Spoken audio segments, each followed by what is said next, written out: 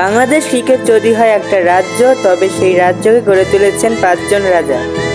Bangladesh cricket যদি হয় রাতের আকাশ, তাহলে হাজার হাজার নক্ষত্রের পতনের মধ্যে 5টি নক্ষত্র ছিল জ্বলজ্বল করে উজ্জ্বল। সেই 5 নক্ষত্র রাতের আকাশকে করে তুলেছে সুন্দর। বাংলাদেশের সেই 5 নক্ষত্র তো সাকিব, মাশরাফি, মুশফিক, তামিম, মাহমুদুল্লাহ। বাংলাদেশ ক্রিকেটের ভক্তরা ভালোবেসে তাদের 5 জনকে পঞ্চপাণ্ডব বলে করত সম্বোধন। এই 5 জনের মধ্যে সবার আগে 2001 সালে অভিষেক হয় মাশরাফি বিন মুর্তজার। তার 4 বছর পর 2005 সালে জাতীয় দলে আসেন মুশফিকুর রহিম। তারপর একে একে জাতীয় দলে আসে সাকিব, তামিম ও মাহমুদুল্লাহ রিয়াদের দলে আসার পর থেকে শুরু হয় তাদের একসাথে পথ চলা। যত সময় যায় এই 5 জন তত প্রিয় হয়ে ওঠে বাংলাদেশের মানুষের কাছে। বাংলাদেশের মানুষ তাদের ডাকা শুরু করে পঞ্চপাণ্ডব নামে। এভাবেই কেটে যায় একটি যুগ। তবে সময়টা 2020। আজকে আমি আনুষ্ঠানিকভাবে বাংলাদেশ জাতীয় ওয়ানডে দলের অধিনায়কত্ব থেকে অবসরে যাচ্ছি। এভাবেই ভালোবাসার পঞ্চপাণ্ডব থেকে হারিয়ে যায় একজন তারকা। মাশরাফি নামের সেই উজ্জ্বল তারকার বিদায়ের পর থেকেই ভাঙন ধরে পঞ্চপাণ্ডবের ঐক্যে। তার বিদায়ের পরেই সামনে আসে সাকিব তামিম দ্বন্দ্ব।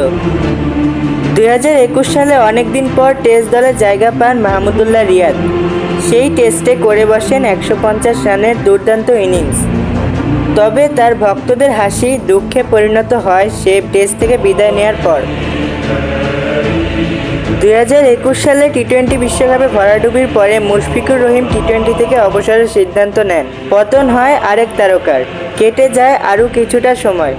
সামনে আসছে 2023 বিশ্বকাপ।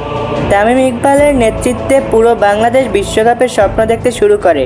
তবে 6 জুলাই 2023 হঠাৎ তামিম ইকবাল অবসর ঘোষণা দেয়। So yesterday against Afghanistan was my last international game. I am retiring from international cricket. অবসর ভেঙে দলে ফিরলেও 26 সেপ্টেম্বর নিজেকে বিশ্বকাপ থেকে সরিয়ে নেন তিনি। 2023-এও হারের ভরাডুবি দেখতে হয় সাকিব, মুশফিক আর মাহমুদুল্লাহকে। এই ভরাডুবির মধ্যে আলো ছড়িয়েছেন মাহমুদুল্লাহ একাই। কেটে গেল আরও একটা বছর। তামিম, মাশরাফি নেই কোনো ফরম্যাটেই। রিয়াদ টেস্ট ও মুশফিক টি-20-তে নেই। পঞ্চপাণ্ডবের মধ্যে সব ফরম্যাটে খেলেন শুধুমাত্র সাকিব আল হাসান। কিন্তু 26 সেপ্টেম্বর 2024 তরুণ সমাজ যখন একটি অ্যাপ থেকে টাকা পাওয়া নিয়ে খুশি, তখন হঠাৎ সাকিব আল হাসান বলেন, সুযোগ থাকে আমি যদি দেশে যাই খেলতে পারি, মিরপুর টেস্ট হবে আমার জন্য লাস্ট। এভাবেই একে একে বাংলাদেশ ক্রিকেটের 5 জন রাজা বিদায় নেওয়া শুরু করে।